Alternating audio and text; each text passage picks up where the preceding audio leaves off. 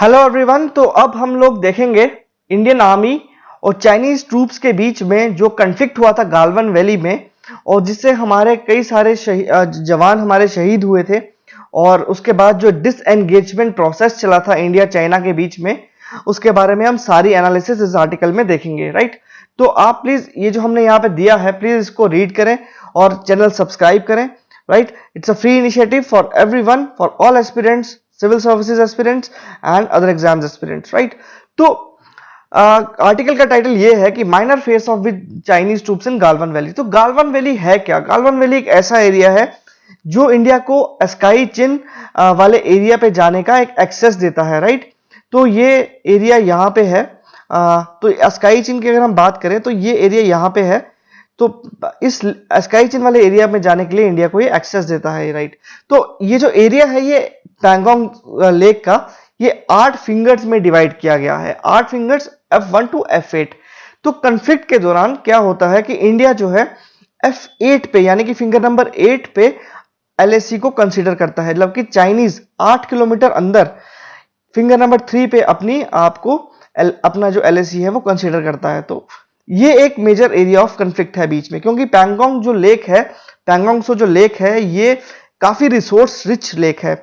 Right, तो China को planes के साथ साथ पैंगोंग लेक के रिसोर्सेज चाहिए, इसलिए चाइना इस कन्फ्लिक्ट के बीच में है। ओके, तो जून 15 2020 में लद्दाख गालवन वैली जो था, एक वायलेंट क्लैश हुआ था इंडिया और army, people's republic of China की जो आर्मी है उसके बीच में। राइट, इसमें 20 इंडियन सोल्जर्स शहीद हुए और ये कंसीडर किया जाता है कि one of the worst conflict in 45 years. इसके बाद इंडिया और चाइना के बीच में एक डिसएंगेजमेंट प्रोसेस चला, जिसमें 11 राउंड्स हुए हमारे इंडिया और चाइनीज की आर्मी और हाई लेवल कमिटीज के बीच में, और एक आउटकम निकला, एक एग्रीमेंट साइन हुआ। राइट, तो मैं आपको ये बताऊं कि line of actual control actually है क्या। तो it's a demarcation that separates Indian control territory from Chinese control territory. ठीक है, इंडिया जो है वो कंसीडर करता है 3488 किलोमीटर LAC लॉन्ग, और चाइनीज जो बोलता है ये LAC जो है वो 2000 किलोमीटर है। तो LAC जो है वो एक ऐसा आउटकम है, एक ऐसी टेरिटरी है जो कि इलीगली रिटेन्ड की है चाइना ने आफ्टर 1962 कन्फ्लिक्ट के बाद। ठीक है, इसका कोई भी हिस्टोरिकल या कोई भी लीगल डॉक्यूमेंट नहीं है चाइना के पास। तो इसलिए LAC को 3 पार्ट्स, 3 सेक्टर्स में डिवाइड किया गया, जिसमें इंडिया की 5 स्टेट्स आती हैं, अरुणाचल प्रदेश, सिक्किम, उत्तराखंड, हिमाचल प्रदेश और लद्दाख। अब जैसे मैंने आपको बताया कि गालवान जो वैली एरिया है वो सब सेक्टर नॉर्थ, जो कि सियाचिन ग्लेशियर के ईस्ट में आता है। ठीक है, और ये इंडिया को एक्सेस देता है स्काई चिन वाले एरिया में जाने के लिए। तो जो डिसएंगेजमेंट प्रोसेस हुई थी 2020 के बाद, उसमें यह कहा गया कि चाइना को अपनी जितनी भी अपने ट्रूप्स हैं वो फिंगर नंबर 8 पे लेके जाने हैं, और इंडिया को फिंगर नंबर 3 पे। फिंगर नंबर 3 जिसको हम धान सिंह थापा पोस्ट कहते हैं, और फिंगर नंबर 8, और जितना भी F3 से F8 जितना भी पैंगोंग एरिया लेक का एरिया है, इसको नो पेट्रोलिंग जोन कंसीडर करेंगे। यहां पे कोई भी अपनी कंट्री जो है वो पेट्रोलिंग नहीं करेगी। राइट, तो ये आर्टिकल ये कहता है कि इंडिया को अब डिनायल और डिग्रेशन से ऊपर उठ के इंडिया को एक्सेप्ट करना पड़ेगा, क्योंकि इंडिया ने जब ये कन्फ्लिक्ट हुआ था उसके बाद कोई भी लीगल डॉक्यूमेंट रिलीज नहीं किया था। इंडिया की जो कैबिनेट कमेटी सिक्योरिटी की है उसने कोई भी लीगल डॉक्यूमेंट कंसीडर रिलीज नहीं किया।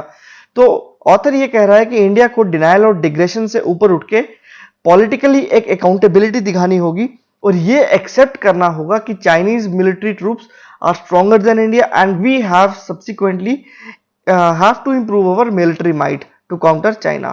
ठीक है, तो अब LAC जो है इस स्लाइड में वही लिखा है कि LAC जो कॉन्फ्लिक्ट हुआ था उसमें 20 इंडियन सोल्जर्स की हमारे शहीद हुए।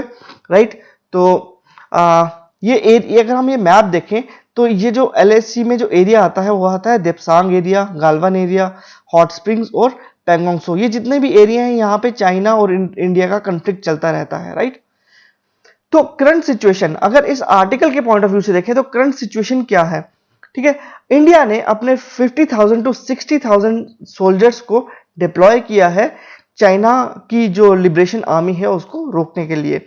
तो भी हमने ये देखा कि जो डिसएंगेजमेंट प्रोसेस हुई थी पैंगोंग लेक को लेके, उसके बाद कोई भी इंडिया ने चाइना के साथ टॉक्स नहीं किए, कोई भी प्रोग्रेस नहीं हुआ बातचीत करने का। तो ये ऑथर ने इसमें ये कहा कि the area which majorly jolts Indian army plains in the Chinese control of Depsang plains, ये जो देपसांग प्लान्स है चाइना ने इस पे कंट्रोल करके रखा है, ठीक है। But no doubt the Chinese presence on the Indian side of the LAC in Gogra, Hot Springs and Demchok gives PLA some tactic advantage. तो कुछ एरियाज हैं हमारे एलएसी पे, गोगरा, हॉट स्प्रिंग्स और डेमचौक, यहाँ पे चाइनीज ट्रूप्स ने ऑलरेडी अपने जो पोस्ट्स हैं वो बना के रखी हैं, और जो इंडिया के लिए एक बहुत ही डिस्टर्बिंग फैक्टर है, राइट। तो यहाँ पे अगर हम लद्दाख से बाहर जाते हैं तो इंडिया ने अपने सारे लैंड बॉर्डर्स को सिक्योर करके रखा है, ठीक है। लेकिन मेजर जो प्रॉब्लम जो इंडिया अभी ये फेस कर रहा है, वो फेस कर रहा है रीओरिएंटेशन ऑफ इट्स ट्रूप्स। अब इंडिया ने पाकिस्तान के काफी सारे सोल्जर्स को यहाँ पे गालवन वाले एरिया में शिफ्ट किया, ठीक है। तो इंडिया के पास दो कंफ्लिक्टिंग जोन है, एक तो पाकिस्तान के साथ, एक तो चाइना के साथ। जैसे कि हमारे चीफ ऑफ डिफेंस स्टाफ जो है, जो पुराने थे chief of defence staff General Rawat, उन्होंने ये जरूर एक्सेप्ट कर लिया था कि China is a bigger security threat for India than Pakistan. तो हमें अपनी चाइना, अगर हम ये मानते हैं कि चाइना जो है वो बिगर सिक्योरिटी थ्रेट है इंडिया के लिए पाकिस्तान से, तो हमें अपनी मिलिट्री माइट को इंक्रीज करके हमें एक्सेप्ट करना पड़ेगा कि हमें अपने जो मिलिट्री माइट है, जो हमें अपनी पावर है, उसको हमें नॉर्थ ईस्ट एरिया में प्लस हमें लद्दाख वाले एरिया में और इंक्रीज करना है। तो ऑथर ने ये कहा कि Ladakh crisis has also exposed India's military weakness to tackle a collusive threat from China and Pakistan. To avoid such eventuality, the government opened back channel talks with Pakistan, which led to the reiteration of the ceasefire on the line of control. Right? तो beefing up surveillance, अगर हम beefing up surveillance की बात करें तो हम इसमें ये कहते हैं कि इंडिया को अपने टैक्टिक्स को लेके चेंज करना पड़ेगा और चाइना की हर एक्टिविटी पे स्ट्रॉन्ग विजिलेंस रखनी पड़ेगी, ठीक है। तो इंडिया ने already, Indian Army has begun to get a delivery of new boats suited for deployment in Pangong Lake for ferrying troops and surveillance. India ने ऑलरेडी अपनी काफी इंप्रूव्ड वर्जन ऑफ बोट्स जो है वो पैंगोंग लेक में deploy कर दी हैं, अपने ट्रूप्स पैंगोंग लेक में डिप्लॉय कर दिए हैं ताकि अपनी सर्वेलेंस को बढ़ा सके, ठीक है। इंडिया ने ऑलरेडी 20 ट्रूप्स, ठीक है, अलॉन्ग विद द इक्विपमेंट्स, ठीक है, हमने वहां पे पैंगोंग लेक में डिप्लॉय किए हैं for quick mobilisation. Recently India ने यूज किया इजरायली हिरोन ड्रोन्स, ठीक है, एलएसी पे। अगर हम ये देखते हैं इमेज, तो ये इजरायली हिरोन ड्रोन्स है जो कि इंडिया यूज करने वाली है, रिसेंटली यूज भी किया था, अब यूज भी करेगी एलएसी पे, क्योंकि चाइना जो है उसकी जो सर्वेलेंस कैपेबिलिटीज है वो इंडिया से काफी ज्यादा अच्छी हैं। हमने रिसेंटली देखा था एक प्लेट्यू टाइप, जैसे ये देख रहे हैं हम लोग, प्लेट्यू टाइप चाइना ने एक वहां पे यूएवी ड्रोन छोड़ा था to check India surveillance activities, to check India's activities on the Pangong area। तो इसका जो यूएवी था उसने इंडिया की हर एक पोजीशन को बड़ी ही क्लोजली विजिल किया, बहुत ही क्लोजली चेक किया और ये चेक किया कि इंडिया की एक्टिविटीज वहां पे कैसी हैं। तो चाइना की एक्टिविटीज की अगर हम बारे में पढ़ेंगे तो as stalemate continues, China has also been enhancing its surveillance capabilities. Recently China tested its new plateau type UAV, यानी कि unmanned aerial vehicle in Kailash range south of the Pangong lake, ऐसा दिखता था वो, where India vacated mountain tops as part of the disengagement. As per the disengagement process India ने ये वाला reason जो है वो वैकेट कर दिया था, लेकिन चाइना ने वहां पे इंडिया की एक्टिविटी को चेक करने के लिए ये एक ड्रोन जो है, अनमैन्ड एरियल व्हीकल जो है वो छोड़ा ताकि वो इंडिया की एक्टिविटी को चेक कर सके। तो चाइना कॉन्टिन्यूसली एग्रीमेंट्स को, डिसएंगेजमेंट प्रोसेस को ब्रेक करता है। तो इसीलिए ये जो चीजें हैं ये इंडिया को प्लस वर्ल्ड कम्युनिटी को, जैसे अभी हमने G7 समिट में देखा, G7 समिट की जब आप वीडियो देखेंगे तो आपको ये पता चलेगा कि कैसे G7 कंट्रीज चाइना की एक्टिविटी पे कंट्रोल करना चाहता है, राइट। तो अब हम ये देखेंगे कि political accountability and setback for government. India की जो भी कैबिनेट कमेटी है सिक्योरिटी की, इसने ये डिस्क्लोज नहीं किया लद्दाख बॉर्डर सिचुएशन को, राइट। तो ऑथर ये कह रहा है कि government's political strategy for dealing with the Ladakh border crisis should not have been based on denial and digression, as there is no official briefing or press conference about the situation in Ladakh has taken place in the last 13 months। कोई भी official briefing नहीं हुई, कोई भी official statements नहीं आई तो India को political accountability दिखाने के लिए ये सारी जो चीजें हैं वो एटलीस्ट थोड़ा सा उनको पब्लिकली डिस्क्लोज करना पड़ेगा, राइट। तो हाउ इंफॉर्मेशन कैसे बाहर आई? रिसेंटली ममल्लापुरम तमिलनाडु में एक इनफॉर्मल समिट हुआ था इंडिया और चाइना के प्रेसिडेंट के बीच में। उसके बाद डोनाल्ड ट्रंप और हमारे प्राइम मिनिस्टर साहब नरेंद्र मोदी जी के बीच में भी एक गुजरात में अहमदाबाद में एक इवेंट हुआ। उसके बाद ये चीजें काफी सामने आने लगी। तो as there is no record for the cabinet committee on security being convened to discuss the Ladakh border situation and international think tanks questions prime minister on the recently occurred conflict, right. तो यहां पे India ने यह कहा कि हमें external rebalancing की जरूरत है। अगर चाइना और पाकिस्तान एक इकट्ठा हो रहा है तो हमें एक कंसर्न है इंडिया को, और इंडिया को एक्सटर्नल रीबैलेंसिंग चाहिए। तो हमारे जो चीफ ऑफ डिफेंस स्टाफ थे उन्होंने ये कहा कि अभी हमें यूनाइटेड स्टेट्स की हेल्प लेनी चाहिए, राइट।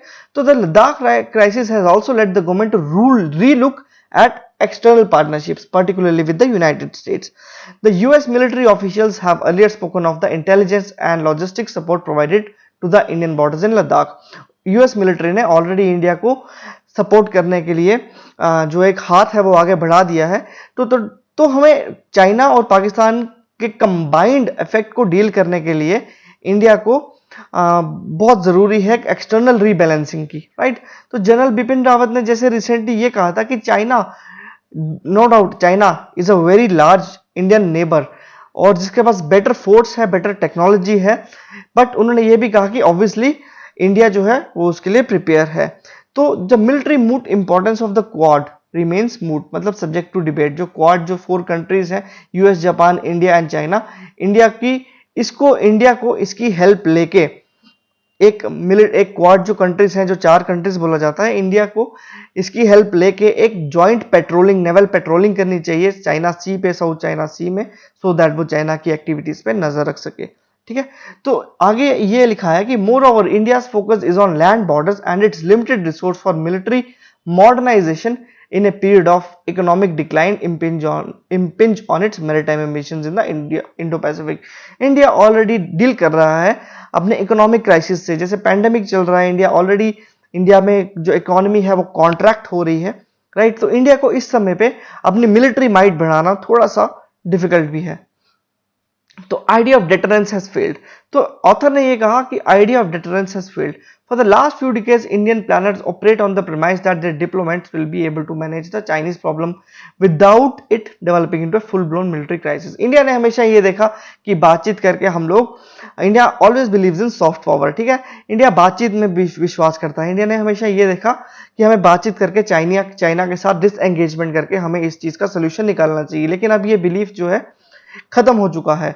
चाइना ने जो अपने मिलिट्री इंकर्जन्स दिखाई हैं गालवान वैली में, इसने ये दे दिया कि हमें अब बातचीत से आगे उठ के अपनी मिलिट्री माइट को भी बढ़ाना पड़ेगा, ठीक है।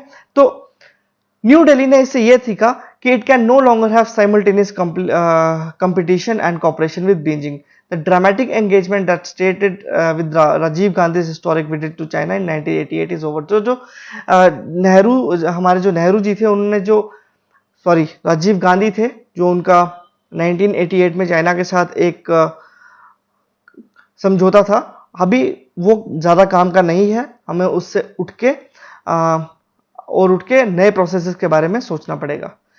तो इंडिया जो कि सॉफ्ट पावर में विश्वास रखता है, right, India will never look be comfortable taking sides in a new cold war between US and China. तो हमने G7 मीट में भी ये देखा कि चाइना और यूएस के बीच में कैसे एक कोल्ड वॉर जो है चलता रहता है। तो इंडिया कभी भी साइड नहीं लेता है प्रॉपर कि मैं यूएस की साइड हूं या चाइना की साइड हूं, ठीक है।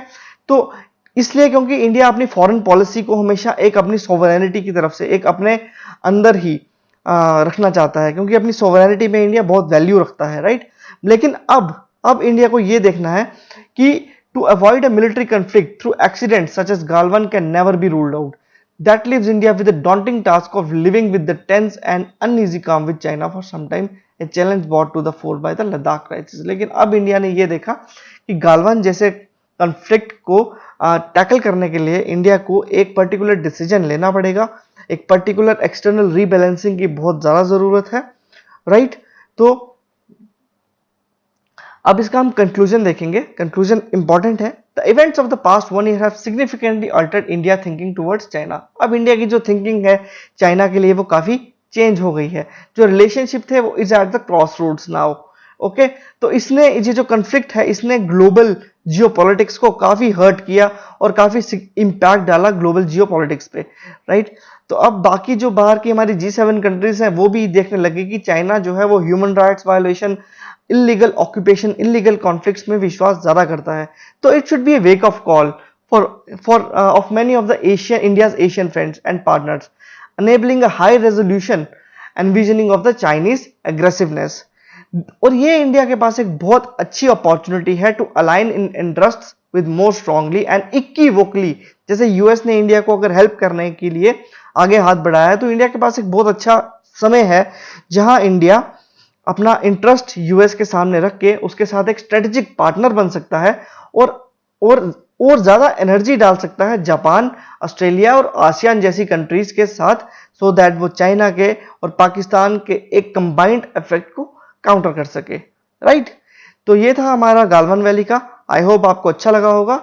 तो जरूर इसके नोट्स बनाएं और इसका पीडीएफ आपको नीचे डिस्क्रिप्शन में मिल जाएगा। Thank you so much, take care, bye bye.